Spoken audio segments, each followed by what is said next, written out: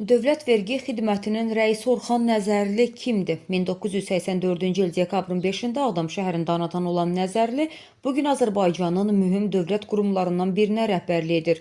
O 2005-ci ildə Azərbaycan Dövlət İqtisadi Universitetinin Beynəlxalq İqtisadi Münasibətlər fakültəsini bitirib.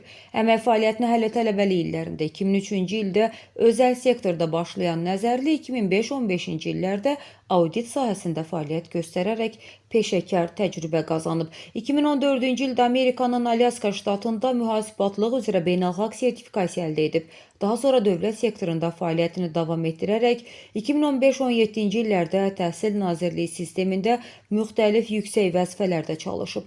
2018-ci ildən vergi orqanlarında fəaliyyətə başlayan Orxan Nəzərli qısa müddətdə mühüm vəzifələrə yüksələrək 2020-ci ildə İqtisadiyyat Nazirliyi yanında Dövlət Vergi Xidməti rəisinin müavini təyin edilib. İlham Əliyevin 6 may 2021-ci il tarixli sərəncamı ilə Dövlət Vergi Xidmətinin rəisi vəzifəsinə təyin olunan Orxan Nəzərli hazırda bu quruma rəhbərlik edir. İkinci dərəcəli Dövlət Vergi Xidmətinin müşaviri, ali xüsusi rütbəsi alan Orxan Nəzərli ailəlidir, 3 övladı var.